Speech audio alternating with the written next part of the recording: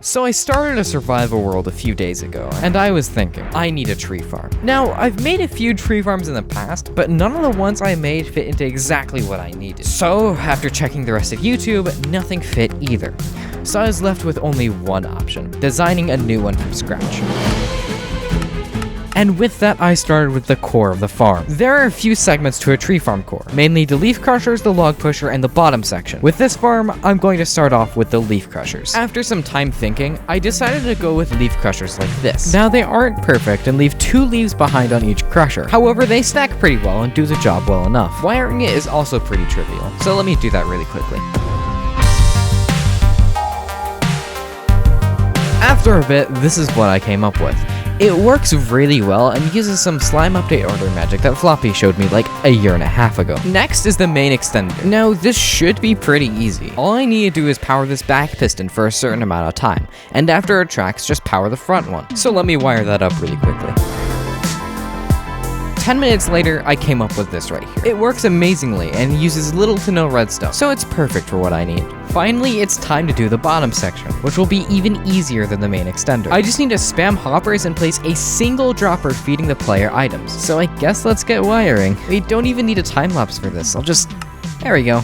That's perfect. Now I just need to throw these things together, starting with the bottom section. Then we throw the main extender on top, and then the leaf crushers. And then let's do some quality of life add-ons, such as adding the door right here and the activation switch. And now we test if it returns enough saplings. Testing sapling return rate isn't very difficult. Just let the farm run for a very long time. If the player runs out of saplings, then it does not return enough. Now, I did the same thing with this farm, and well, oh god, it stopped. Where are the saplings gonna... Oh... So this was clearly a bad thing. Items were getting stuck on those repeaters, and that meant the player wasn't getting enough saplings. Hence why the farm stopped. This unfortunate situation led me to one conclusion. I needed to redesign the leaf crushers. After a few hours and several designs later, I came up with this. It's nowhere near as nice and it's way more expensive, but it works and isn't too awful. Not quite happy with it still, but whatever. Saplings don't get stuck, so I can't really complain. So let's run the test again and hope for the best. I waited around 24 hours and it thankfully passed. I can finally move on to the next portion of this farm, which is the log transport. Now, the log transport isn't easy. This is going to be one of the hardest things to design. Firstly, we need to split the logs into 2 different streams, one going to the left and another going to the right. After that, we need to put the logs into a block stream like this, then push them down to where the TNT blows them up. Sounds pretty simple, right? Wrong.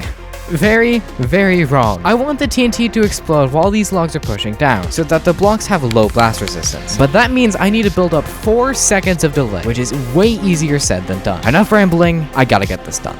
So after 3 days of crying and wiring and crying some more, I came up with this. Now this is the part where I tell you it worked perfectly and whatnot, but I'm not even going to sugarcoat this. It doesn't work. This farm resets once every second, but this transport can only handle a tree every 1 1/5 seconds. Meaning if I tried to use the farm without this add-on, it'd break pretty fast. And you may end up with a situation like this. So yeah, I really needed to fix this problem. Now it took another day, but it's done now. The log transport actually works, and so does the TNT chamber. So technically this tree farm is done, ready to be built in survival. So without further ado, let's get building.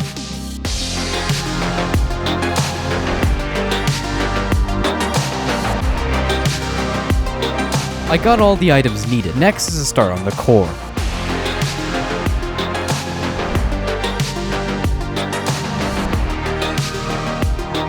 This only took an hour to build, but does it work? No, the farm doesn't work, but I found the problem. So it looks like this glass block right here was sticking to the slime block, which stopped it from extending, which also broke the one below it. And that's now fixed. Okay, and testing now. Hey, it works. Now to do the rest of the farm.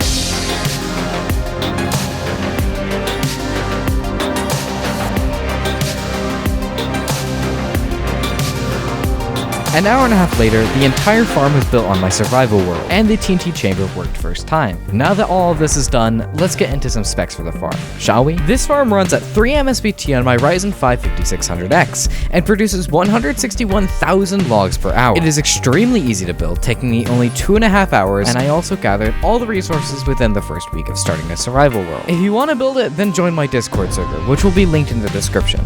A world download will also be there. Also in the world download, there will be an alternative version of the farm with a simpler blast chamber to build. However, it is a bit uglier. And with that, I want to say thank you guys so much for watching, and I'll see you later. Bye-bye.